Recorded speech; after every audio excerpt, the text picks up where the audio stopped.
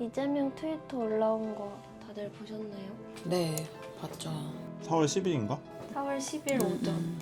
이게 사실인지 사실이라면 어떤 조치가 있었는지 알아봐야겠습니다. 우리가 문제 삼는 위안부 강제 유태인 학살이나 전시 살해는 다를 바가 없습니다 라고 하면서 영상을 이제 공유하면서 그렇게 말을 하면서 이제 한국 대통령으로서는 다소 이례적으로 이스라엘 비판을 강하게 하면서 그러니까 뭐 난리가 났던데 진짜 정치권에서도 막 그러니까 그래가지고 이렇게 이스라엘에 대해서 얘기를 한 그래서 적이 없었던 몇 것 시간 같아요. 있다가 이스라엘 외교부가 이거 가짜뉴스다 이런 식으로 막 비난을 하니까 여기서 이제 말하는 가짜뉴스라는 게 그건 것 같아요. 이 원래 원 계정이 IDF 그러니까 이스라엘 방위군 병사들이 팔레스타인 아이를 고문한 후에 지붕에서 던져버렸다 이렇게 썼는데 사실관계를 잘 보면은 팔레스타인 아이가 아니라 이제 팔레스타인 성인 주민이라는 거죠. 성인 남성. 총격으로 이 성인 남성을 살해한 이 주민을 죽인 이후에 이 시체를 지붕에서 던진 건데 이렇게 쓴 것이니까 이게 가짜뉴스다 이런 식으로 얘기한 건데 근데 이 영상 자체는 가짜로 만든 무슨 AI로 만든 영상이 아니라 실제로 존재한 끔찍한 일이었고 그러니까 죽은 시체를 던진 거는 사실이고 그래서 이제 이거에 대해서 이스라엘 외교부가 이렇게 가짜뉴스라고 비난하니까 이재명 대통령이 다시 시신이라도 이와 같은 처우는 국제법 위반이다 이렇게 덧붙이면서 10일부터 딱 12일까지 공방이 좀 있었던 것 같고 그죠? 우리나라 외교부에서도 이스라엘 외교부가 이재명 대통령의 그 의도를 잘못 이해했다 유감스럽게 생각한다 이렇게 이제 썼고 또 이재명은 12일 아침에도 주권과 보편적 인권이 존중돼야 하고 침략 전쟁은 부인된다 국제적 상식이다 이런 식으로 이제 말을 주고받은 것 같습니다. 근데 득달같이 가짜뉴스라고 이야기하는 게 성인 남성이라고 할지라도 저렇게 살해를 하고 있는 것은 아주 잘못된 일이고 그리고 이번에 힌드의 목소리 영화되면서 그 6살 아동 힌드 라잡의 긴급 구호를 위해서 적신월사 구조대원이 출동을 했는데 살해가 된 그 이야기가 영화화되기도 했잖아요. 그래서 이 영상을 포함해서 계속해서 이스라엘이 사실 실시간 라이브 스트림하고 있는 집단 학살의 이야기는 계속되고 있는데 근데 이게 뭐 지금이 아니라 뭐 1년 전 영상이다 아니면 아기가 아니라 성인 남성이다 라고 하면서 가짜뉴스다라고 말하며 그 계속해서 자행되고 있는 집단 학살이 마치 그것까지도 가짜라고 이야기를 하고 있는 게 약간 열이 받는 것 같아요. 그 국민의힘이랑 개혁신당에서 이제 그쪽 정치인들이 엄청 이제 비난 공세를 쏟아부으면서 예를 들면 나경원이 이거 국제적 망신이다. 왜? 그러면서 이스라엘 정부랑 국민들에게 사과해야 된다 이렇게 말하기도 했고 그 국민의힘 원내대표 송원석이라는 인간도 출처도 사실관계도 불분명한 영상이다 라고 하면서 대한민국이 설상 이란 편을 드는 거냐 그러면서 북한 인권에는 무관심하면서 이억만리 일에 참견하고 있다 뭐 이렇게 이제 비난을 하기도 했고 그 박성훈 수석대변인도 감성팔이다. 그게 너무 열받아. 네. 무슨 감성팔이야?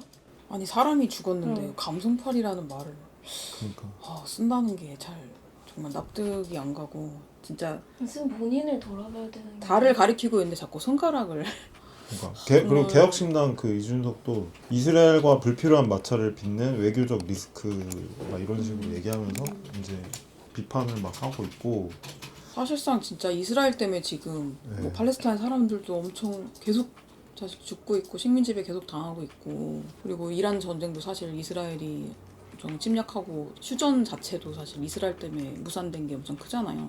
그리고 레바논 사람들도 엄청 죽이고 있는데 무슨 도대체 국경 얘기를 하며 지금까지 가자 지구에서 얼마나 죽었죠? 공식적으로 나온 것만 7만 72,000 사실 완전 이게 집단 학살이라고 계속 부르는 이유가 있는 거 사실 전쟁이라고 하면 안 되고 우리가 사실은 그냥 일방적인 집단 학살이다라고 계속 그래서 얘기를 사실 하는 거잖아요. 아랍인가 팔레스타인 사람들을 완전히 그냥 말살하기 위한 일방적인 사실 학살을 하고 있는 건데 이런 거가 동시대에 지금도 계속 벌어지고 있는 일이라는 것에 대해서 좀 자각을 계속 해야 될 필요가 있다는 생각이 많이 들어요. 그 영상 있잖아요. 2024년 9월 19일에 가자지구 말고 서안지구 웨스트뱅크의 카바티아 마을이라는 데서 보통 일상적으로 서안지구에서는 이렇게 이스라엘 점령군인이나 그 정착민들, 총을 들고 있는 정착민들 막 이런 사람들이 집도 빼앗고 막 부수고 무너뜨리고 막 그러잖아요. 포크레인 동원해가지고 무너뜨리고 막 이렇게 하잖아요. 그런 그런 날들 중에 하루였는데 그날 이제 이스라엘 군인들이 어떤 일 때문인지 모르겠지만 아무튼 거기 살고 있는 팔레스타인 주민들이랑 일이 벌어져서 이제 총으로 이 주민들을 죽인 거죠. 그러니까 이거는 아주 흔한 일인데 서안지구에서조차 흔한 일인데 그 방금 말씀하신 이제 7만 2천 명은 가자지구에 한정된 얘기고 근데 이제 그러면서 주민이 죽으니까 이 죽은 시신을 옥상에서 떨어뜨린 거였다고 하고요. 이거는 이스라엘 정부가 조사해서 나온 어떤 정황이었던 거고. 그러니까 이거 가지고 뭐 가짜 뉴스니 뭐 이건 말이 안 되는 얘기인 것 같아요. 그냥 있는 사실이었고 이스라엘 정부가 조사한 거였고 아이라고 한 거는 뭐 바로 잡으면 되지만 아이가 아니라 성인이나 뭐 산자가 아니라 살아있는 사람이 아니라 시체라고 해도 문제인 거는 분명히 사실인 거고 근데 문제는 이런 일이 독특한 일이 아니라 유난한 일이 아니라 되게 일상적인 일이라고 그 중에 딱 그냥 한 사건 수만 가지 있었던 여러 가지 학살이나 그런 거 중에서 한 사건일 뿐이었던 것 같아요. 말씀하신 대로 총체적인 문제나 그런 거에 대해서는 전혀 얘기가 안 되고 이런 식으로 이제 공방이 주고받고 있다 보니까 아주 이례적으로 공개적으로 대통령이 그 인권 문제에 대해서 언급하면서 이렇게 얘기한 거니까 저는 이거는 뭐 잘 한 발언이라고 저는 생각을 하는데 근데 또 뭐 이 문제를 가지고 무슨 외교적 참사라느니 국제적 망신이라는 이런 식으로 말하는 것 자체가 국제적 망신인 것 같다는 그러니까 부끄러운 줄 알아야 되는데 진짜 자기들이 무슨 말을 하는지를 모르고 지금 네. 얘기를 하는 것 같고 뭐 그렇게 인권을 생각한다는 거 하면서 사실 계속 그 이스라엘에 대한 그 규탄하거나 네. 이런 이제 유엔 결의안 이런 것도 사실 3월에도 또 그 기권을 했다고 하잖아요.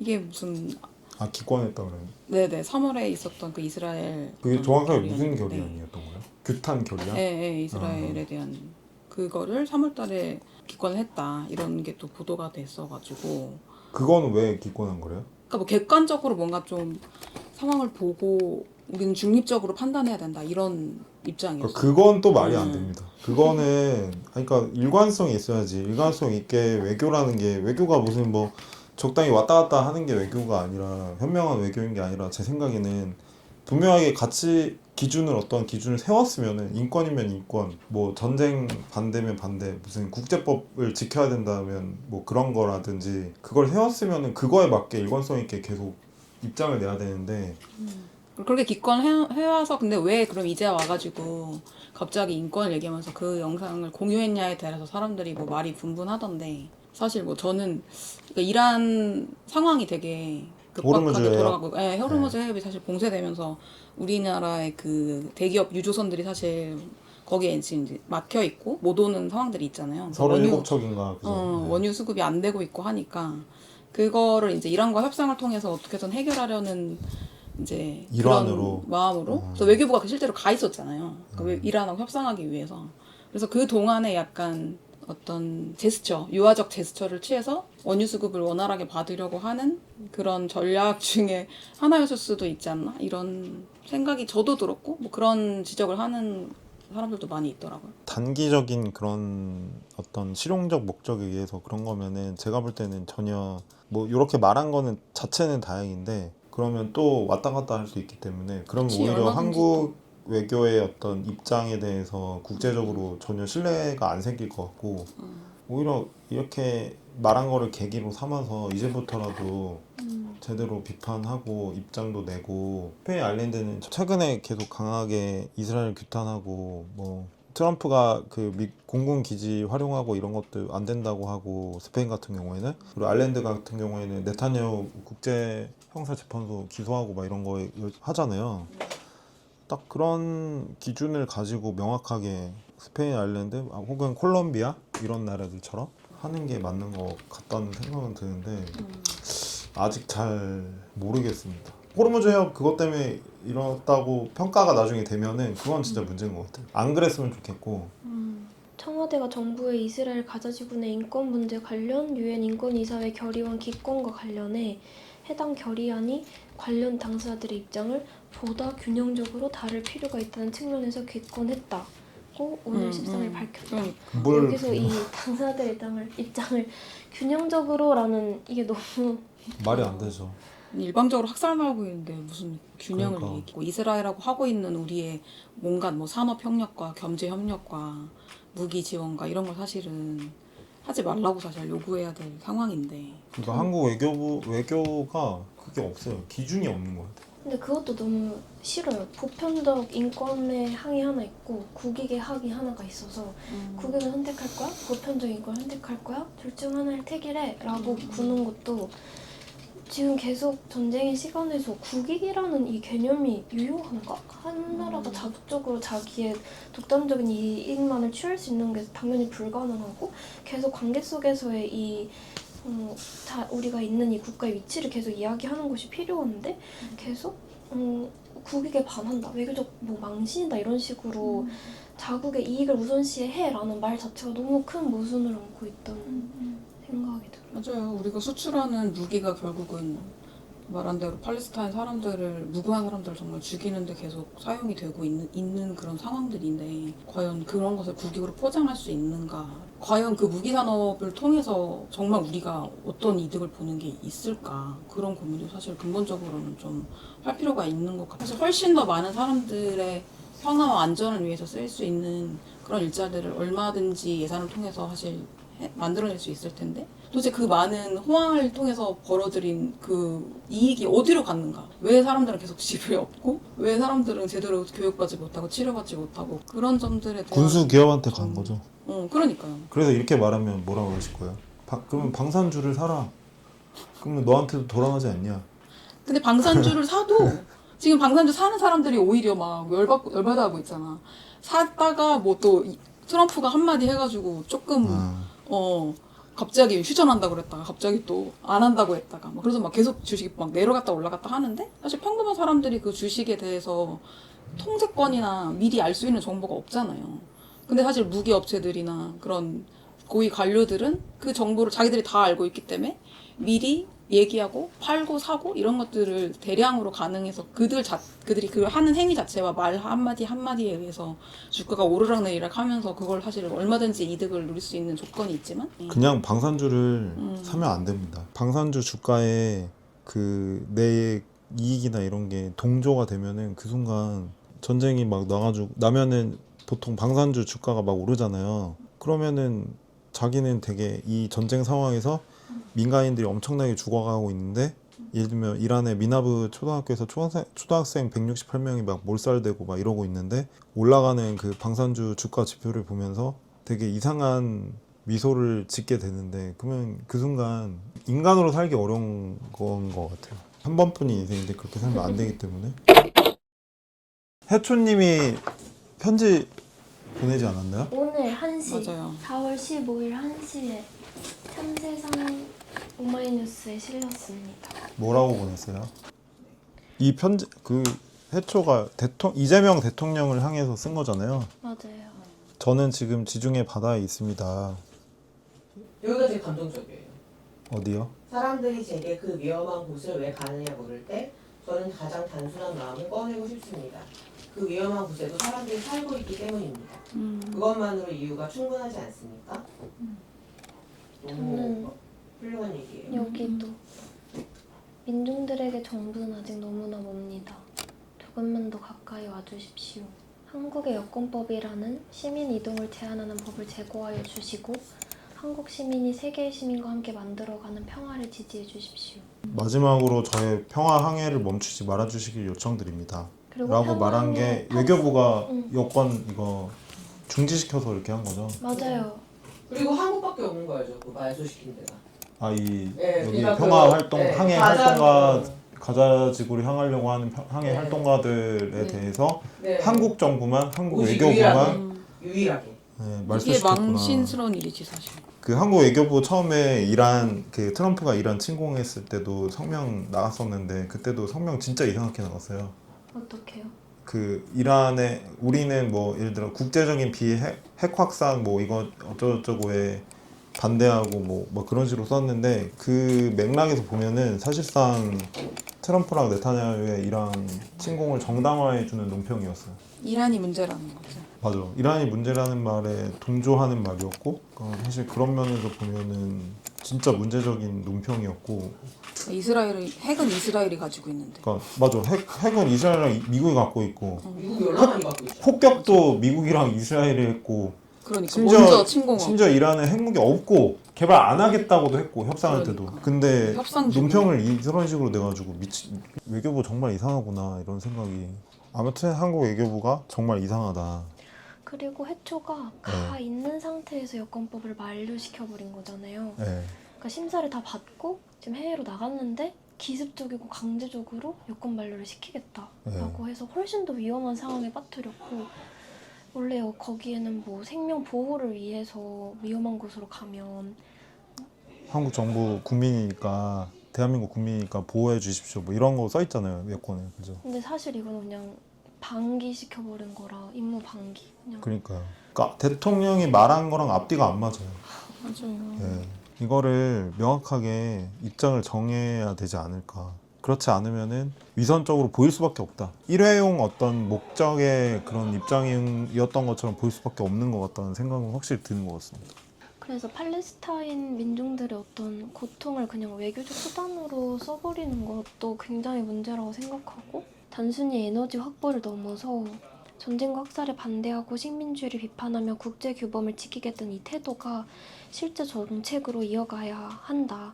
이재명의 말이 이재명의 실천을 묶을 수 있도록 해야 한다라는 이야기를 했는데 근데 또 문제가 또 있는 게 한국 석유공사가 이스라엘이 가자지구 앞바다 일대 그 레반트 지역이라고 부르는 그 가자지구 앞바다 해역 유전 탐사권을 이제 이스라엘이 그거를 매각을 했는데 12개로 나눠가지고 매각을 했는데 그 중에 6개를 한국 석유공사가 이걸 산 거잖아요. 그죠? 근데 이거를 그래서 작년부터 팔레스타인에 연대하는 한국 시민사회단체들이 막 이거 철회해라.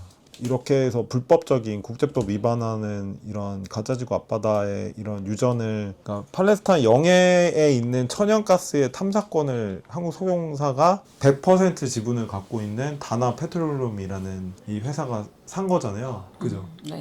아무튼 이걸 그쵸, 얻은 산 거잖아요. 거죠. 갖고 네, 있는 네. 거잖아요. 그래서 이걸 규탄하고 이것을 철회해라 했는데 아직도 철회 안 하고 있고 이것도 모순적인 것 같아요. 이재명의 말과 모순적이고 진심이면 이거 철회해야 된다. 이거 철회 안 하고 막 그렇게 트위터 하는 거는 트위터 X에다 그렇게 쓰는 거는 말이 안 된다.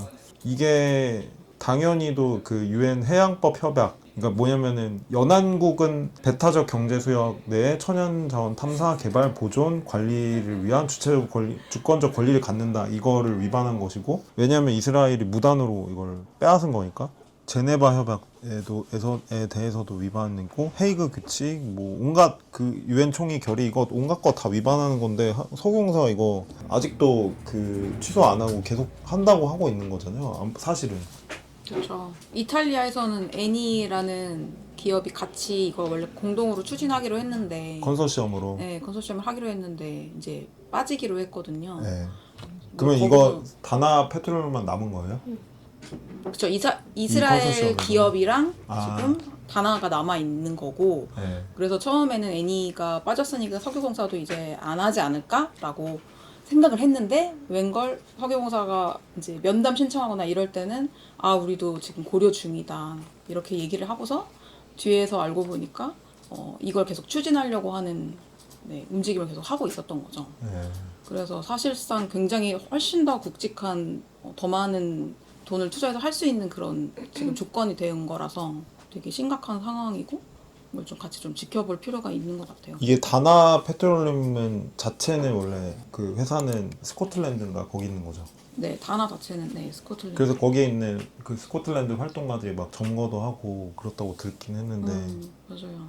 그러니까 이거 사실 뭐 한국 석유공사가 100% 모회사니까 지분을 다 갖고 있으니까 석유공사가 충분히 권한을 가지고 그 사업은 취소한다 이렇게 하면은 결정하면은 단합페트롤리움이 당연히 취소하게 되는 수순으로 가는 건데 그거를 아예 안 하고 자기들은 마치 아무 결정권이 없는 것처럼 말이 안 되는 얘기를 막 하면서 하고 있고 이 한국 석유공사는 당연히 그 산자부 산업통상. 예.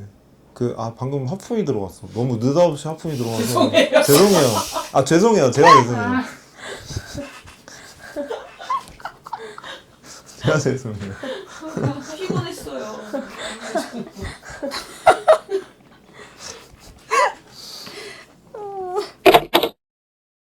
우리나라 군수기업들이 이스라엘 군수기업들이랑 하는 공동 군사기술 개발 사업 이런 게 엄청나게 많고 그게 앞으로 뭐 예를 들면은 이스라엘이 하고 있는 무슨 모델들을 본따가지고 뭐 무슨 기관도 만들고 그걸로 계속 기술 개발도 하고 드론 무인기 뭐 미사일 방어 시스템 이런 거 계속 하고 있잖아요.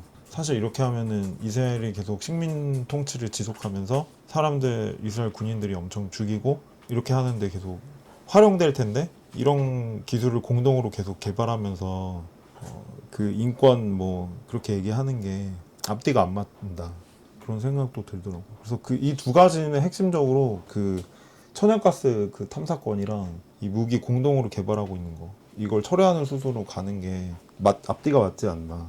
동의해요. 근데 뭔가 그게 그렇게 하는 게 뭐 이익을 포기하거나 네. 아니면 뭐 되게 막 영리하지 못한 정세 판단이다라는 거야말로 저는 되게 잘못된 생각이라고 느껴지고 마치 전쟁이 일어났으니까 빨리 무기 공장을 가동시키고 한국 방산 사업을 확장시킴으로써 여기서 나오는 이윤을 우리가 얻어야지만 우리는 되게 현실적이고 정세 파악을 민첩하게 하고 있는 거고 이것만이 우리가 뭔가 정의든 뭐 이익이든 자국의 뭐 국익이든을 확보할 수 있는 뭐 민생 확보를 위한 가장 좋은 방법이다라고 하고 이 모든 수작 표현이 아까 지님이 말씀하셨던 것처럼 그거야말로 막대한 환상이고 허상이고 거짓이라는 거. 왜냐면 정말로 다르게 사용될 수 있는 예산들이 많이 있잖아요. 국방비에 뭐 미국이 계속 투자를 함으로써 의료비라던가 교육비라던가 또는 뭐 당장 한국만 해도 영화제 상영비 전부 다 삭감됐는데 우리가 다르게 연결될 수 있고 다른 일을 할 수 있고 우리 자신의 건강을 행복을 다른 사람과 존중하고 나 자신을 다시 뭔가 탐구할 수 있고 내 공동체를 더 확보할 수 있는 더 많은 기회들을 왜 전쟁 이윤이라는 이거 하나에 훨씬 더 불안정하고 여기에만 걸어야 하는지 그게 왜 현실적이라는 판단으로 우리를 계속 그렇게 주입시키고 있는지 그거에 대한 더 대항이 필요하다고 느껴지고 망가져버린 공공성을 망가뜨려버림으로써 이쪽에 공공성이 확보되는 게 절대 아니고 우리 모두의 공공성을 계속 우리가 더 많이 구체적으로 확보시킬 수 있는 그런 상상들, 구체적인 어떤 정책적인 제안들이 더 많아져야 하는 시점이 아닐까? 근데 요즘에 하도 이스라엘과 네타냐후가 미친 듯이 막 이란에 미사일 쏟아붓고 레바논 막 계속 지금도 공격하고 사람들 학살하고 이러고 있잖아요. 그래서 유튜브 댓글 같은 데 보면은 예전과는 확연하게 다르게 이스라엘에 대한 어떤 반대 여론이 높아진 것 같긴 하거든요. 네타냐후 미쳤다, 뭐 이스라엘 욕하고 이런 여론은 확연하게 강해졌는데 근데 댓글들 중에 꼭 있는 게 이러니까 히틀러가 유대인들을 학살하려고 했지. 아우. 이제 와서 보니까 왜 홀로코스트가 이해가 된다라든지 되게 끔찍한 말이잖아요. 사실 홀로코스트로 진짜 엄청나게 많은 사람들이 죽었는데 그러니까 몇백만 명이 죽지 않았어요? 그게 진짜 그러니까요. 그게 제노사이드의 어떤 인류 역사에서 진짜 가장 강한 원형 중에 하나인데 그 얘기를 하면서 이스라엘 비난을 하는 얘기가 있는데 그게 결국에 어떤 나치의 홀로코스트를 동조하는 듯한 뉘앙스로 얘기하는 거라면은 그거는 진짜 잘못됐다는 생각도 들고, 그러니까 모든 유대인이 다 이스라엘은 아니잖아요. 근데 사람들은 모든 유대인 이꼴 이스라엘 이렇게 상정해가지고, 그 홀로코스트는 유대인들에 대한 이제 나치의 학살이었잖아요. 집단 학살이었잖아요. 제노사이드였잖아요. 근데 이제 그거를 그렇게 이제 등치화해서 머릿속에서 그렇게 그림을 그리고 있는 것 같아가지고, 이거는 좀 아닌데? 이건 이상한데? 이런 생각은 좀 들더라고요. 저는 그건 어쨌든 되게 징벌적이잖아요. 네. 뭔가 정의가 실현됐으면 좋겠지만 그 방식을 되게 징벌적으로 표현하고 이러니까 이렇게 학살될 만하지, 이러니까 이렇게 폭력의 희생자가 될 만하지 라고 이야기하는 게, 우리가 얼마나 정의를 지금 생각하는 방식이 약간 복수처럼 징벌처럼 맞아도 싸 이런 식으로. 유대인들이 엄청 홀로코스트 때도 그랬고 그 전부터도 사실 굉장히 많이 핍박받으면서 사실 살아온 유럽에서. 그런 역사가 어쨌든 있잖아요.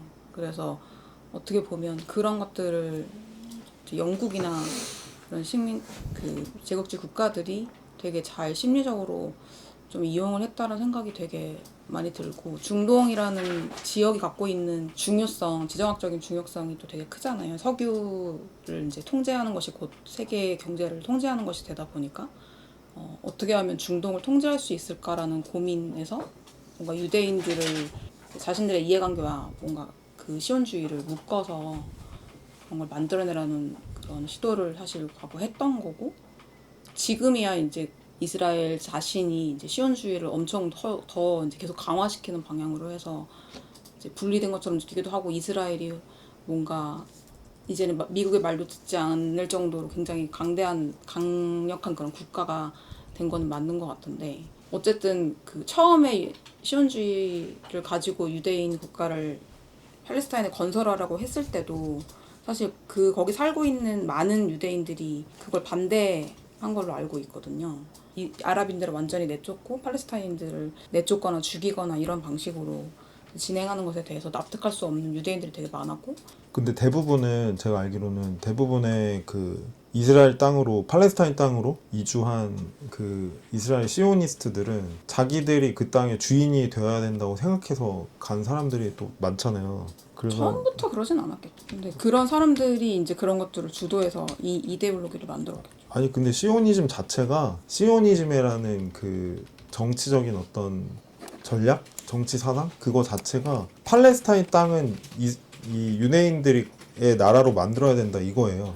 그러니까 유대인들 가서 공존해서 같이 더불어 살자 이게 아니라, 시오니즘 자체가 팔레스타인 땅을 유대인 국가로 만들어야 된다라는 거고, 원래 그 전에 말씀하신 대로 팔레스타인 땅에 유대인들도 일부 살긴 했는데, 사실 이제 그 2000년 동안 디아스포라 시기에는 거의 다 뿔뿔이 흩어졌기 때문에 거기 살고 있던 사람들은 진짜 별로 안 됐고, 근데 뭐 대부분 이제 무슬림계나 아니면 베두인들이나 이런 다양한 사람들이 살았는데, 뭐 기독교인들도 살았고 거기 교회도 있고 막 그렇잖아요. 근데 이제 테오드르 헤르츠인가 그 사람이 19세기 말에 이제 유대 국가라는 책을 쓴 이후에, 그 책을 쓰면서 유대인들 공동체 안에서 범유럽, 뭐 동유럽, 서유럽 공동체 안에서 그 시오니즘 운동이 불어난 거죠. 그래서 그거에 감화된 사람들이, 동조한 사람들이, 유대인들이 팔레스타인으로 이주를 엄청 한 거죠. 20세기 초에. 그러면서 이주하기 시작한, 본격적으로 엄청 이주해서 간 사람들은 사실 20세기 초부터 막 이주한 사람들은 팔레스타인 땅이 유대인 국가가 돼야 된다고 생각해서 간 사람들이에요. 근데 왜냐면 대부분 그래요. 근데. 아니 이제 예를 들면 이게 또 네. 일부 그렇지만 그 자기들이 그 땅으로 간다는 것 자체가 거기 살고 있는 사람들을 다 내쫓아야 되는 것이냐 아니냐는 또 다른 쟁점이거든요. 예를 들면 그 팔레스타인인들을 완전히 내쫓아야 된다는 건 이제 1940년대 전후로 영국 정부가 엄청 개입하면서 이 관련된 것들을 엄청 강화하고 이러면서 강화된 측면이 사실 있어가지고, 근데 말하신 것 중에 그건 맞거든요. 왜냐면 세계 곳곳에 뿔뿔이 흩어져 있는 많은 유대인들이 자기가 나고 자란 곳에서 굳이 떠나고 싶어 하지 않았어요. 뭐 나는 꼭 돌아가야 된다 2000년 전에 이런 분위기가 있었던 게 아닌 거는 확실하고, 그리고 그런 이제 갑자기 만들어진 어떤 그 이스라엘인들의 어떤 고향 이런 것들이 엄청 이제 유포되고, 그리고 1차 세계대전 끝나고인가 그 이제 영국에서 이스라엘 그 시오니스트들과의 일종의 거래를 통해 가지고 그 지역을 넘겨주던 이게 제가 그 역사가 벨푸어 선언이요? 네, 뭐 그게 그러면서 훨씬 이제 그 드라이브가 엄청 강화된 거죠. 그래서 이스라엘에 들어서고 나서도 거기 살고 있는 유대인들이랑 아랍인들이 예를 들면 노동조합에서 같이 총파업 투쟁하면서 정권이랑 와서 싸우기도 하고 이렇게 같이 힘을 합쳐서 싸운 기록도 사실 있고 그래서 약간 뭐랄까? 그러니까 그렇게 네. 그런 사람들도 있을 수 있지만 시오니즘 자체는 팔레스타인 땅에 유대 국가를 만들어야 된다는 생각으로 간 거라고요. 그쵸. 네, 그래서 그걸 부인하는 건 그 아니에요. 사상 근데 자체가- 지금 우리가 어쨌든 시온주의에 대해서 이제 마치 홀로코스트와 이걸 등치시켜서 이제 얘기를 하고 있으니까 모든 그 이스라엘 사람, 그러니까 유대인들이 다 그런 것이 아니다라는 얘기를 하고 있었기 때문에 그런 얘기를 한 거죠. 아 그러니까요. 그러니까 이게 유대인들 대부분은 20세기 초중반에 시온주의에 동조하지 않은 사람들이 훨씬 많았다는 거죠. 제 훨씬 말은. 많았죠. 네. 그러니까 시온주의에 좋은 시온주의 버전이 있는 게 아니라 시온주의 자체가 문제라는 거예요. 제 말은. 아 그건 완전 아 맞아요. 그쵸. 네. 그건 좋은 부인하지 시온주의라고 않아요. 생각하는 근데 사람은 시온주의라는 사상 자체가 팔레스타인 땅에 유대 국가를 만들어야 된다는 사상이라는 거예요. 그러니까 거기 그걸 거부한 사람들은 아예 안 갔다는 거예요. 안 근데 갔고 거기에 그 전에 거기 살고 20세기 있던 전에 사람들도 19세기, 있어. 18세기에도 살고 있던 유대인들이 있긴 있었거든요. 별로 아예 없었죠. 없었던 건 근데 아니니까. 소수 있었다고 하죠. 음. 네. 소수 있었고 이게 또 사실은 그 19세기 1840년대로 거슬러 올라가면 또 그때도 영국이 왜 엄청 팔레스타인 땅에 가가지고 이런저런 제국주의적 침략을 했던 기록을 안드레스 말람이 쓰잖아요. 이미 이제 1840년대 그래서 마치 그 땅에 아무것도 없는 것처럼 그래서 우리가 가서 먹으면 된다 이런 식으로 그래서 이제 그런 제국주의적 선언이 진행되고 100년 후에 훨씬 더 노골적으로 드라이브를 걸고 그래서 이 말씀하신 특정한 유대인들뿐만 아니라 이게 그 당시 제국주의자들이 같이 합작품으로 만들어낸 그쵸. 네, 그런 걸 엄청 강조해야 되지 않나 이런 생각을 하는 거고 사실 저도 그 얘기 들었거든요. 이제 제가 그 미용실에 저희 실장님이랑 제 여동생이 소위 딴표 엄청 일반인인데 그분들이 하는 얘기가 되게 일반인들 사이에 유행하는 얘기인데 그 두 분이 그런 얘기를 했어요. 똑같이 지금 이스라엘이 하는 꼴을 보면 어쩌면 히틀러가 성견 지명이 있었을지도 모른다. 이렇게 나쁜 놈인 줄 알고 다 죽인 거다. 이런 얘기를 해서 아니요. 저도 진짜 너무 충격받았고 그게 전혀 그렇지 않고 사실 이스라엘 내에서는 언론 통제도 굉장히 심하고 근데 다만 거기에 합리적 핵심이 있다면 지금 이스라엘이 너무 잘못하고 있다. 라는 대중의 정서가 커지고 있다는 건 일견 보여주는 거죠. 그렇다면 저는 이런 반전운동, 사회운동이 해야 되는 건 이스라엘이 정말 잘못하고 있다는 걸 이야기하면서 동시에 이게 기존에 그 히틀러가 했던 홀로코스트와 완전히 똑같은 행동이고 그래서 이런 거 하면 안 되는 거고 그때 히틀러도 완전히 잘못이다. 이런 얘기를 좀 훨씬 더 많이 하는 게 필요하지 않을까? 그런 생각이. 그 영화 피아니스트라는 영화 아시죠? 네, 알아요. 그 브루탈리스트 주인공이기도 한 아무튼 그 피아니스트라는 영화가 배경이 게토 지역에 살고 있는 유대인들과 맞아요. 그 이제 강제 이주가 돼가지고 그 홀로코스트 뭐 이걸로 이어지는 거잖아요. 로만 폴란스키가 로만 폴란스키가 만든 영화잖아요. 네. 근데 물론 로만 폴란스키는 진짜 문제적인 인물이지만 어쨌든 그 영화 속에 보면은 중간에 그 강제 이주 되기 전에 그 게토 안에서 막 봉기가 일어나가지고 유대인들이 게토 안에 살고 있었던 그 당시에 이제 바르샤바에 수십만 명 있었던 걸로 그 갇혀서 살고 있었던 걸로 알고 있거든요. 근데 이제 거기서 폴란드 근데 거기서 게토에서 봉기가 막 일어났는데 폴란드. 그게 실제로 있었던 봉기래요. 바르샤바 봉기라고 한 달 동안 있었던 일이고 그 바르샤바 게토 안에서 그 유대인들이 엄청 총 들고 나치 군에 맞서가지고 막 싸우고 이랬었던 일이었거든요. 근데 이제 결국 이제 한 달 동안의 엄청난 투쟁 끝에 결국에는 다 죽고 한 5만 명 정도 다 강제 이주되고 막 그게 그렇게 끝나긴 했는데 근데 이제 거기 봉기를 일으켰던 사람들 역시도 이제 그 유대인들이고 분트라고 그 당시에 아무튼 동유럽 일대에서 노동운동 엄청 활발하게 하고 있었던 유대인 노동운동과 그 사회주의자들 공산주의자들 이런 청년들이 엄청 주도해가지고 일으켰던 거였는데 그 사람들의 입장이 시온주의에 대한 그 사람들의 입장이 우리는 가지 않는다. 우리가 살고 있는 곳에서 우리의 해방을 맞아요. 만든다. 예. 그래요. 자신이 나고 자란 곳에서 우리가 살고 있는 곳이 우리의 고향이다. 그래, 이런 입장으로. 맞아요. 그런 입장이었어. 네. 사실 그런 과정 속에서도 그 나치가 그렇게 유대인들 엄청 학살하고 이런 과정 속에서도 그거에 맞서서 진짜 그 많은 사람들이 죽기도 했지만 싸우고 계속 뭔가 나아가려고 했었던 그런 흐름은 분명히 시온주의도 거부한, 그러니까 나름의 그 노동운동을 계속 하면서 자신들의 어떤 문화도 지키면서 히브리어 사용을 거부하고 이디시어라고 하는 동유럽에서 이제 유대인들이 많이 쓰는 그 언어를 사용하면서 싸운 사람들이었는데, 지금 우리가 그 유대인 이 이스라엘 국가에 대해서 얘기하면서 그걸 다 등치시켜 가지고 얘기하면은 안 이 돼. 모든 역사를 너무, 제가 이 말을 쓰기 싫지만 납작하게 만드는 납작하다는 말 너무 싫어. 모든 그런 역사를 거라서. 왜곡하는 왜곡하는 것 같아서 것이죠. 그런 식으로 그런 것이라서 그렇게 다루면은 진짜 안 되겠다. 그래서 저는 지금 반전운동이 그런 얘기를 되게 많이 해야 될 때인 것 같아요. 근데 이스라엘 사람들도 막 모두가 다 똑같다 이런 방식으로 저는 제기하는 거는 좀 부적절하다고 생각하긴 하거든요.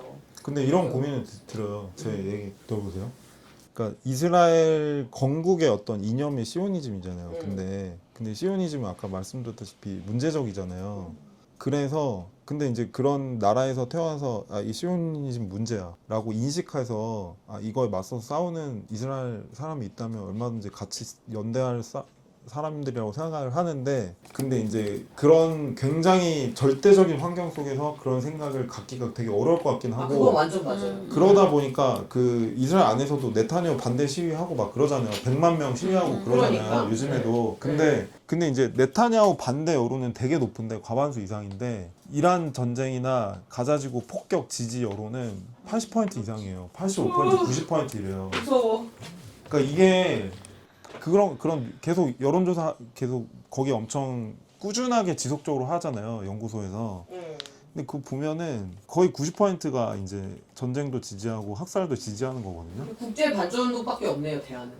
그러니까 국제 반전운동밖에 없어, 진짜. 그러니까 여기까지 생각을 하면은 이 시오니즘 자체에 대해서는 부정해야 된다는 생각은 저는 일단 들어요. 이 나라 자체, 이 이스라엘 나라가 나라에 사는 사람들을 부정한다는 게 아니라 이 나라의 건국 이념을 뒤집는 투쟁이 필요하다. 저도 완전 그렇게 생각해요. 그래서 심지어 저는 두 국가론도 과연 좋을까 이런 고민이 있거든요. 두 국가로는 안 될 것 같아요. 그러니까요. 네. 네. 말이 저도 안 그렇게 돼. 생각해요. 너무 왜냐면 비현실적이에요. 이거는 그러니까 그나마 지구에 정의가 코딱지만큼이라도 있다면 이 나라의 존재를 승인해서는 안 된다. 이런 거를 저는 얘기해야 된다고 생각하기 때문에 결과적으로 거기 있는 팔레스타인들이 뭔가 엄청 나서서 뭔가 용서하고 그래 뭐 이런 공존해보자 이런다면 모르겠는데, 사실 그래도 저는 사실 용서하기 싫은데 지금 상황은 너무 이스라엘이 정말 심각하게 폭력적으로 하고 있기 때문에 지금 상황에서 진짜 두 국가론이 과연 적절할까 이런 고민 저도 되게 있고, 여기는 팔레스타인이고 팔레스타인 땅에 무력으로 정말 점거하고 있는 사람들은 반성하고 사과하고 나가라. 이게 정말 저는 유일한 슬로건이어야 된다고 생각하긴 하거든요. 근데 물론 두 국가론 주장하시는 분들의 선의도 저도 알긴 하지만, 그러나 그 선의가 선의로 해석될 수가 없는 지금 상황이다. 그래서 조금 훨씬 더 그럼 막대기를 어떻게 굴려야 해야 되지 된다고 않을까. 생각하세요? 저는 딱 그거여야 된다고 생각해요. 일국가, 불법으로. 세속 일국가. 그거는 종교적 뭐- 다원성을 모두 인정하는 세속적인 일국가. 그게 저도 완전 좋다고 생각하죠. 세속적이고 민주적인 일국가. 그렇죠, 그렇죠. 그리고 그건 그 나라 사람들이 정해야 되긴 하는데 지금 어쨌든 이런 부당한 점령에 대해서는 사과하고 나가야 된다. 진짜, 진짜. 너무 멀게 느껴지는 게 지금 이스라엘 시오니스트 전창민들이 엄청 서안지구에 엄청 막 고급 주택 짓고 팔레스타인 사람들 쫓아내고 총으로 막 죽이기도 하고 체크포인트 검문소 엄청나게 만들어가지고 그러니까. 못 지나가게 하고 이런 현실인데, 그래서 저는 그런 저항이 있는 걸 보면은 아까 말씀드린 그 바르샤바 게토의 유대인 분트들이 벌인 무장투쟁과 그 팔레스타인 사람들이 벌이고 있는 투쟁이 똑같은 투쟁이죠. 똑같은 투쟁이라는 생각은 들어요. 맞아요. 그래서 저도 그래요. 네타냐후가 하는 짓은 히틀러가 하는 짓이랑 맞아. 역시 시온주의와 반유대주의는 거의 비슷한 것 같고. 비슷한 것 같아서. 근데 이런 얘기 하면은 그 엄청 막 난리를 치니까 이준석 같은 인간들이. 그건 저는 무식해서 그런 것 같아요. 아니 왜냐면 그 역사적 현실을 조금이라도 알면 그래 그렇게까지 말할 수 반응 없지. 못하죠. 맞아. 그거는 저는 진짜 무식하다고 그러니까 뭐 그냥 평범한 사람 말하는 게 아니라 평범한 사람들 모를 수 있죠 당연히. 근데 뭐 정치인이랍시고 맨날 하버드 나왔다고 거들먹대면서 이준석이요? 네, 거들먹대면서 그런 기본적인 역사적 사실도 모르면서 막 역사를 왜곡하는 거는 저는 정말 욕먹어야 마땅하다고 생각합니다. 어떻게 해야 될까요? 없어져라. 무식하면 없어져. 용감한 정치인은 필요 없다. 언급하지 않음으로써 사라졌어. 아, 네네. 아, 언급하지 않겠습니다. 어떻게 언급하지 하죠? 않음으로 근데 사라질 수 없어요. 그러니까. 삐처리- 저는 네, 비판해야 된다고 생각해요. 너무 싫어요. 너무 싫죠. 너무 싫지만 걔는 포기하지 않아요. 그래서 우리도 포기하면 안 돼요. 저는 아무튼 이게 멋있다고 생각했어요. 아까 얘기한 그 분트의 유대인 좌파들의 맞아요. 그 도이카이트라고 한다고 하더라고요. 도이카이트가 이디시어로 여기 있음이래요. 그러니까 우리가 고통받는 곳이 곧 우리가 투쟁하고 승리해야 할 곳이다. 이게 원칙이래요. 이게 슬로건이래요. 그리고 사실 그 말이 저는 팔레스타인들이 얘기하는 존재가 곧 저항이다. 되게 연결된다고 생각하고 제가 맞네. 처음 이거 팔레스타인 그 해방 투쟁 알게 됐을 때 그것도 벌써 몇 년이야. 진짜 오래됐네. 2001년? 아니구나. 90년대 말인가 봐요. 근데 그때 이 많은 난민들이 팔레스타인으로 돌아가는 꿈을 버리지 않고 왜 열쇠를 갖고 다니잖아요. 자기 집에. 지금 다 폭격으로 사라진 집임에도 불구하고 그 열쇠를 대로 물려주고 갖고 다니면서 나는 절대로 돌아갈 거다. 그리고 그 안에 있는 사람들도 정말 엄청 심각한 상황이 아닐 경우에는 되도록 거기서 남아있으려고 하고 최근에 이제 돌아가신 지난 2년 몇 개월 동안 돌아가신 많은 분들도 곧 죽을 줄 알면서 SNS에 그런 걸 남기고 내가 죽을 수밖에 없다면 당신은 남아서 내 얘기를 세상에 알려라 이런 이제 얘기를 하잖아요. 그래서 저는 이제 그럴 때 막 장엄한 거 싫어하지만 살아있는 사람들이 그 사람들의 얘기를 계속 알리는 게 너무 중요한 것 같아요. 진짜로. 그래서 이때 이들이 주장했던 유대인만의 국가는 함정이다. 맞아. 그런 노동자들을 갈라놓는 유대인 노동자와 비유대인 아랍인 노동자들을 갈라놓는 부르주아적 민족주의다. 이렇게 비판했다고 하는데 여전히 유효한 것 같다. 그리고 이때 폴란드에 있는 이 분트 어떤 단체 유인물을 봤는데 여기 유인물에 뭐라고 써 있었냐면은 모든 사람은 평등한 형제입니다. 갈색이든 흰색이든 검은색이든 노란색이든 민족, 피부색, 인종에 대해 이야기하는 것은 모두 지어낸 이야기일 뿐입니다. 맞아요. 이렇게 유인물에 이렇게 적혀 있거든요. 그러니까요. 너무 맞는 말이에요. 지금 같은 시기에 무슨 단일민족 국가를 건설해야 한다는 것 자체가 반동적이야. 이미 다 혼혈이야 우리는. 그러니까. 무슨 단일. 아니 고향으로 돌아가야 된다 그러면은 우리 모두 아프리카로 돌아가야죠. 진정한 해방은 유대인들만의 국가를 세우는 게 아니라 세계 노동자들이 단결해서 자본주의와 제국주의를 타도할 때 가능하다고 인식했다. 그러니까요. 그래서 이렇게 해서 이런 생각을 갖고 있었던 어떤 생각들이 그래도 남아서 사라진 것은 아니고 남아서 이스라엘로 안 가고 이런 흐름들은 미국이나 이런 데로 이제 보통 거의 대부분 미국으로 갔던 것 같은데 미국으로 가가지고 그 미국 공산당이나 옛날에 이런 운동에 또 뿌리가 돼가지고 명맥을 이어갔다는 것이 그 책 뭐더라? 미국 공산주의라는 로맨스인가? 네. 그 책에 비비안 고닉이 맞아요. 네. 그 책도 진짜 좋은 책인데 전 조만간 그 책에 서평을 꼭 쓸 것입니다. 그 제가 궁금해가지고 저도 비비안 고닉 그 책 읽고 궁금해가지고 찾아봤는데 여전히 아무튼 그런 조직의 후신들이 남아있고 맞아요. 남아있어요. 거기는 어린이들을 위한 뭘 하냐면은 이디시어 배우는 프로그램이 막 운영하고 있더라고요. 그래서 거기 보면 그 유대인 미국 사회주의자들이 어떤 삶을 살고 있고 어떤 희노애락을 경험했는가 이런 게 되게 잘 나오잖아요. 이번 주 집회 홍보를 하면서 홍보해주세요. 마무리하면 좋을 것 좋은 같습니다. 생각이에요. 네, 팔레스타인 긴급행동에서 2주에 한 번씩 계속 팔레스타인 연대하는 집회를 하고 있고요. 이번 주 토요일에도 2시에 SK 서린빌딩 청계광장 아무튼 근처 네. 저 SK 허린빌딩 뒤편에서 집회가 있고 2주에 한 번씩 계속 집회가 있는데 이번 주 토요일에도 가면은 좋을 것 같고.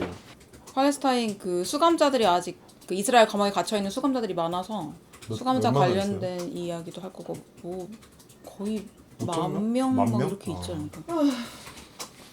석방이 그래도 휴전 이후로 좀 된 걸로 알고 있는데 정확한 수치는 잘 모르겠네. 근데 이스라엘이 얼마 전에 무슨 팔레스타인 직결 사형 사형제 맞아요. 그거 그거 한다고 만들지 않았어요? 했더라고요.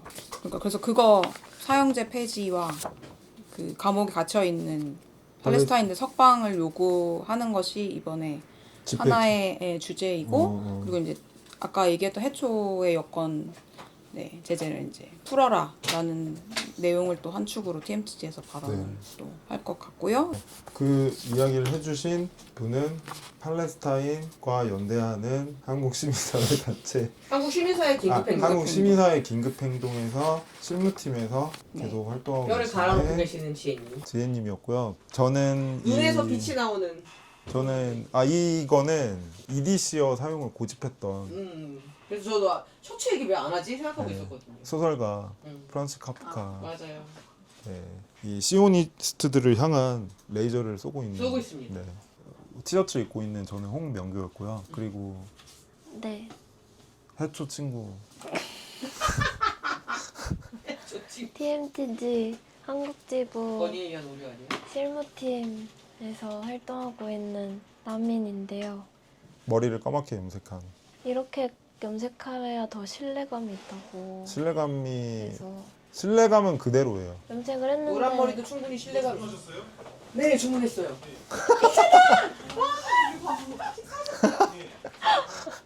편집 괜찮으시겠어요? 아니요. 아 망했어. 신뢰감은 그대로 있어요. 신뢰감이 원래 와 피자가 빨리 밥 먹어야 돼. 신뢰감이 원래도 있었고 여전히 있어요. 네 밖에서 먹으려고 했는데 여기서 먹을까? 뭐 밖에서 먹어요? 올해 9월에 아, 이스탄불에서 시온주의 없는 기독교라는 주제로 아시아랑 아프리카 활동가들 등등의 사람들이 모인 포럼이 열립니다. 시온주의 비판하는 포럼이에요? 기독교 되게 좋은 그거네요. 네, 저 9월에 거기 가요. 갖고 온 건데? 근데 제가 아는 건 저랑 다른. 한국이랑 미국이 많이 가야 되는데 그거는 근데 어디? 미국에서 기독교 시온주의 비판. 미국에 있는 아무튼 아프리카랑 아시아가 미군에 의해서 식민주의가 된 경험이 있다 보니까 이 두 국가에서 유독 기독교랑 시온주의가 결합된 양상이 엄청 많이 나타난대요. 아 그래요? 아프리카도요? 빨리 마무리 멘트 해주세요. 네. 그래서 마무리 멘트요? 네. 마무리 멘트는 없는데요. 이거 읽어주면 안 돼요? 유대인 좌파들에게 반시온주의는 단순히 이스라엘 국가 수립을 반대하는 것을 넘어 우리는 어디에 있든 그곳의 시민이며 모든 억압받는 자들과 연대하여 세상을 바꾸겠다는 국제주의적 선언이었다. 좁은 민족적 울타리보다 시온주의가 제시하는 좁은 민족적 울타리보다 온 세상의 시민이 되는 길을 선택하고자 했다. 이것이 팔레스타인 해방운동과도 연결된다고 생각합니다. 한국 외교의 좁은 국익이 아니라. 시티즌 오브 더 홀 월드라는 책이 있거든요. 역사? 그러니까 지금 시온주의 유대인 말고 유대인들이 만든 이스라엘이나 이런 거 말고 그렇지 않은 역사를 만들고자 했었던 20세기의 그 유대인들의 엄청 치열한 운동과 투쟁, 저항 이 과정에 대해서 이제 연구한 책인데 우리가 억압받고 있고 고통받고 있고 살고 있는 이곳에서 이곳이 우리의 고향이다. 여기서 해방을 쟁취해야 된다. 이런 이제 그 이념을 기반으로 다양한 민족이나 그 종교 이런 사람들과 더불어 같이 살아가려고 했었던 그러면서도 자신들의 어떤 문화를 지키려고 하면서 그런 그 역사에 대해서 다룬 책인데 이 당시에 이제 유대인 좌파들이 단순하게 이스라엘 국가를 만드는 거 반대 이걸 넘어서 가지고 어쨌든 그 말했던 우리가 어디에 있든 우리는 그곳의 시민이다. 그래서 모든 억압받는 사람들과 연대해서 세상을 바꾸겠다. 이런 선언을 했대요. 그게 저는 지금도 여전히 시사하는 바가 있는 것 같고 저는 이거는 그냥 유대인들만의 문제를 넘어서 가지고 다 마찬가지인 것 같아요. 한국 시민들도 마찬가지고 한국 사회에서 뭐 이주민을 대하는 태도나 이주민들을 어떻게 받아들일 것인가, 뭐 되게 문제가 복잡하기도 하잖아요. 우리는 모두 온 세상의 시민이다. 우리가 어느 곳에서 살고 있건 간에 그런 태도로 그 사회 속에서 같이 더불어 살면서 그 사회의 모순에 맞서서 같이 싸우기도 하고 같이 변화시키기도 하고, 이런 태도로 지금 여전히 유효하고 우리한테도 중요한 인식이 아닐까, 그런 게 중요한 것 같다는 생각이 들고요. 그래서 그런 얘기를 말씀을 드리면서 오늘 방송을 마치면서 2주의 민중가요는 뭘로 할까요? 해방의 땅에서 만나? 소스윗이 쓴? 해방의 땅에서 만나. 그게 뭐예요? 소스윗이라는 밴드, 누르가 있는 소스윗이라는 밴드에서 해방의 땅에서 만나란 노래를 작곡했어요. 이거야?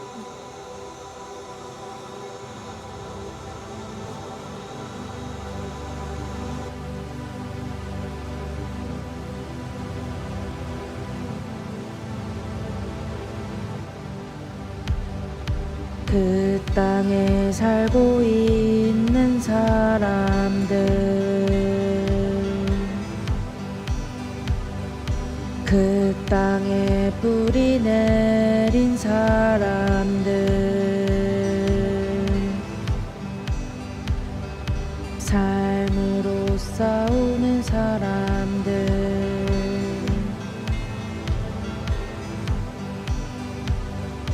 해방을 만드는 사람들,